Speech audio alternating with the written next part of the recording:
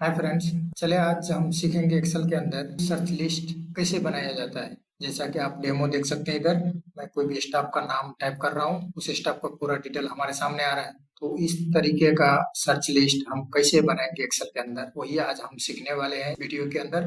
Video को शुरू से लेकर के अंत तक आप देखें, स्किप वीडियो को ना करें, ताकि आपको अच्छी तरह से समझ में आ जाए हम कैसे इस तरह का सर्च लिस्ट बना सकेंगे एक्सेल के अंदर। तो चले हम शुरू करते हैं।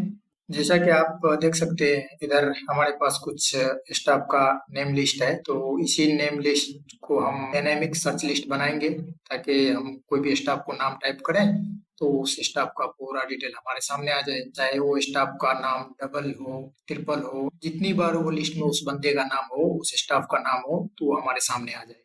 तो चले हम शुरू करते हैं और बनाते हैं। सबसे पहले ये जो बनाया हूँ उसको मैं डिलीट कर देता हूँ और शुरू से बना करके आप लोग को दिखाऊंगा।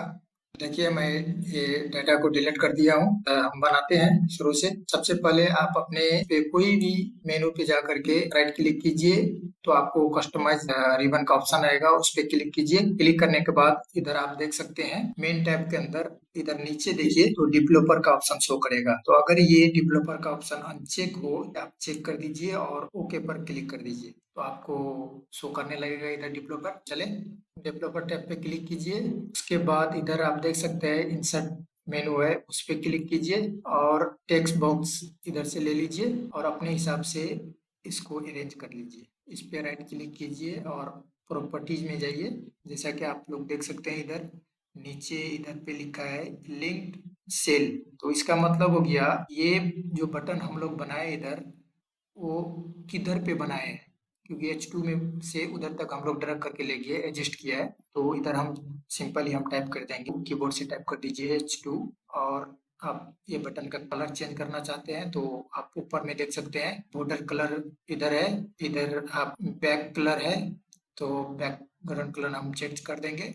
इधर आप क्लिक कीजिए, क्लिक करने के बाद ब्लू ले लेंगे। आप अपने हिसाब से लीजिए जो आपको अच्छा लगे। तो मैं ब्लू ले रहा हूँ। फॉन्ट का कलर भी मैं चेंज कर दे रहा हूँ। इधर देख सकते हैं आप फॉन्ट कलर है, तो फॉन्ट कलर में मैं ले रहा हूँ हाइलाइटेड टेक्स्ट। उसके बाद मैं इसे क्लोज कर दे रहा हूँ और ये ऐसा ही शो करेगा। जैसे बाहर अगर क्लिक करेंगे आप और फिर से वापस क्लिक करेंगे इस पे, तो इसको डिजाइन मोड को ऑफ कर दीजिए। अभी डिजाइन मोड में है, तो इधर देख सकते हैं आप डिजाइन मोड का ऑप्शन इधर शो कर रहा है। इस पे सिंपली इसको सिलेक्ट करके सिंपली इस पे क्लिक कर दीजिए, डिजाइन मोड हट जाएगा। और इस पे जब टाइप करेंगे तो देखिए टाइप हो रहा है। तो चले हम नीचे फार्मूला अप्लाई करेंगे। तो ये फार्मूला को थोड़ा ध्यान से देखिए आप लोग। सबसे पहले टाइप करेंगे इक्वल्स और फिल्टर फार्मूला को यूज करेंगे, फिर आपको डिस्प्ले हो जाएगा। इस पे डबल क्लिक कीजिए और डेटा का रेंज, इसको पूरा डेटा का रेंज दे दीजिए। तो मैं डेटा का पूरा सिलेक्ट कर ले रहा हूँ। उसके बाद कॉमा दीजिए। कॉमा देने के बाद इधर टाइप कीजिए इस नंबर। इस नंबर का फॉर्मूला भी यूज करेंगे इसमें।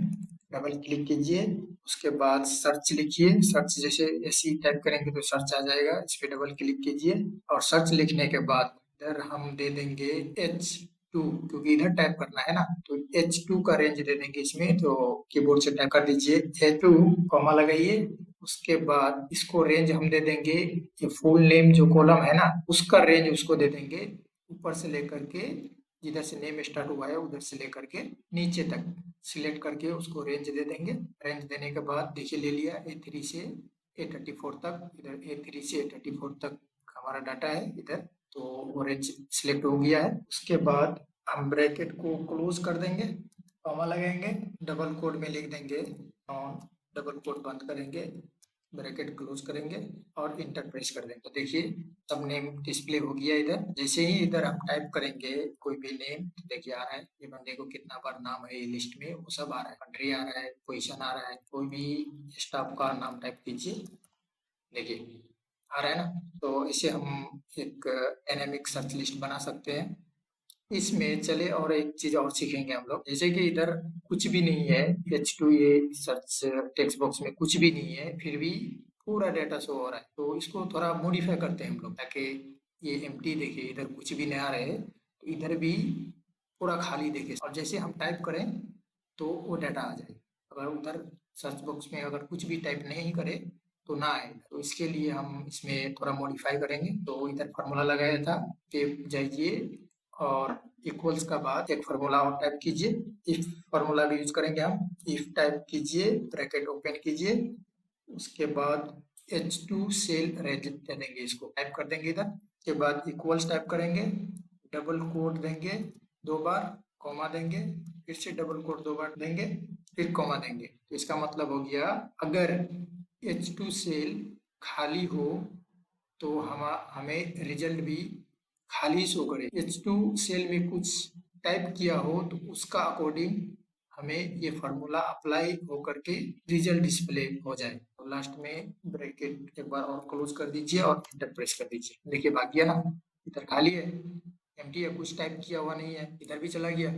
और जैसे हम इधर टाइप करेंगे तो देखिए आ रहा है और लुक अच्छा दिख रहा है, आ रहा है। अगर मैं इसको डिलीट करता हूँ तो ये पूरा एम्प्टी दिख रहा है।